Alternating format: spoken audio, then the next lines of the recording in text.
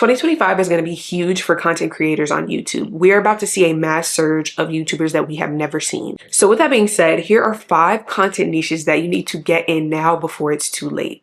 Hi, my name is Bree and I'm the founder of Purpose Brand Management, and I help entrepreneurs, thought leaders, and creators with building their online presence online. Let's get right into the video. So there obviously are a million niches that you can choose from on YouTube, and at this point, a lot of it is saturated. But there are a few that will be skyrocketing this year specifically. Anything regarding AI and automation and how to do things easier online, if you are able to teach that skill, your channel is going to take off. People are hungry for tools that they can use that will make their lives easier, and AI is just that thing that is making people's lives change overnight. I know you've seen for yourself, just probably as a creator or business leader, you've probably seen a million videos, or a few videos at least, about how to use ChatGPT in your said industry. Those videos, for example, would do really well this year. Another good video, which I think I might come up with or film at some point, is like best AI tools for creators in 2025. Because once again, how can we take this process, let's say YouTube, for example, as a content creator, and how can we shave time off from the task? Because everyone knows, typically as a content creator, YouTube is where you're going to spend the most time. Editing, pre-production, filming, all of it. So what can I do to ease the load? Another big niche to get into, even though most people would say, oh, it's saturated. Anything wellness and self-development will take off in due time. Obviously, it's going to take a lot of the tips that I've given you guys earlier on this channel, but that subject matter is always going to be an increase because people are wanting to know, how can I live longer? What foods can I eat to look better? How can I feel better?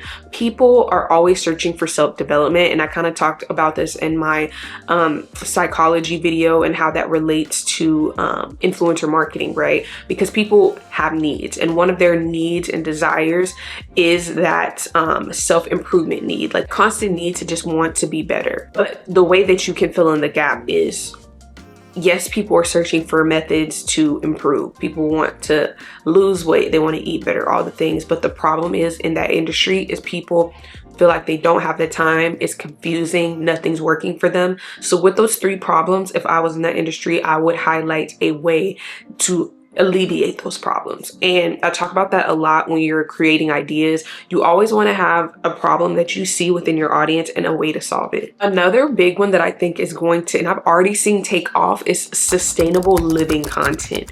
So I've seen, obviously we've seen like, here are 10 swaps from Whole Foods that you could get at Trader Joe's, or here's 10 low-cost dessert recipes, right? We've seen content like that, but I've even seen in just this year, a lot of people have taken on the challenge of doing no spend 2025. Like they have this long list of things that they won't be spending money on in 2025 because we are in a place right now where groceries are high, experiences are high, people just are not able to afford the same things that they once were. So I feel that type of content is really going to take off. And for the people that have been making these no spend lists, their videos have been performing very, very well.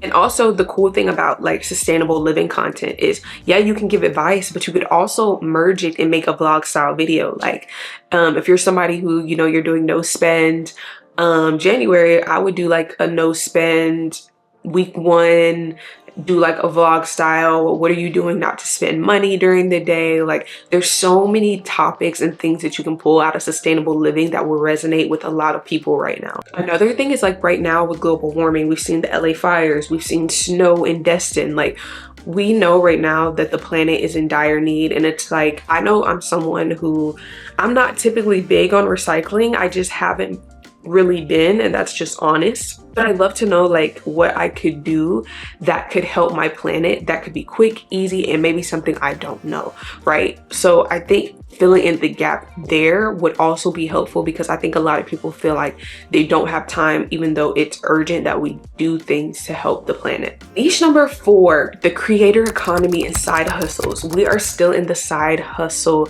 generation. Those type of videos are always going to perform well, and those niches are going to perform well.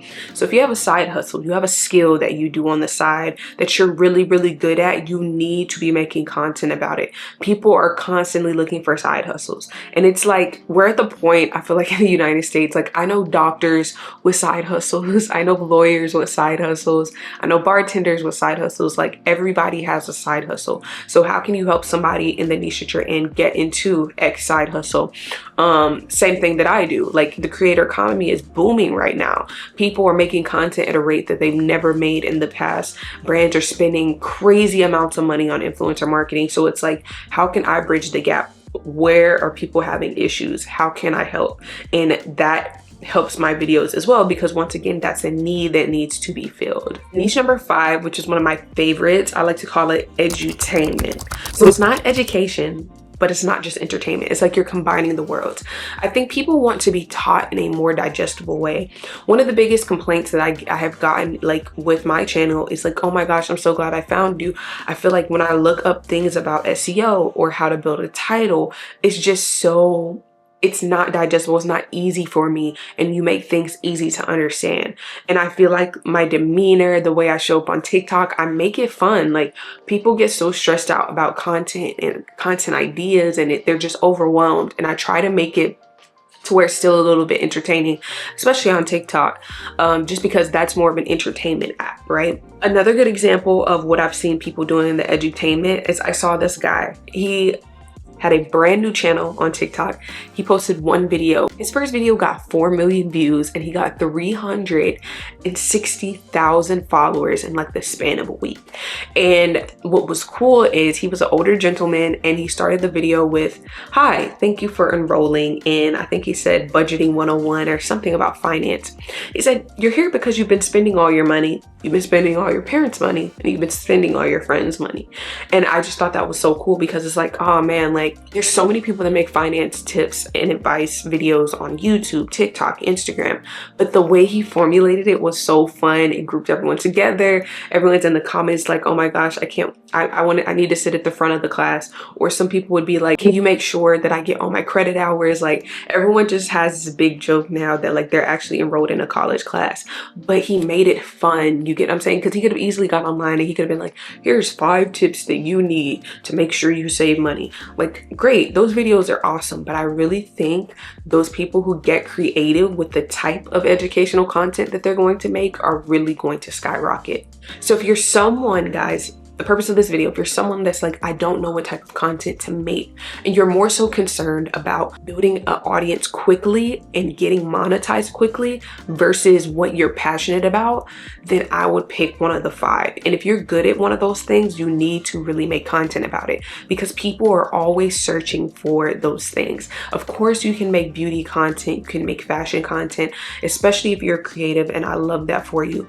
But I think if you're wanting to really change your lifestyle in a year, you want to be in a new tax bracket, these are the content ideas that you would need to do so. So I hope this video was helpful. And if you found value in today's video, make sure you drop the secret emoji. And of course, I offer one-on-one services that will be linked in the description box. Thank you guys for watching, and I will see you in my next video. Bye guys.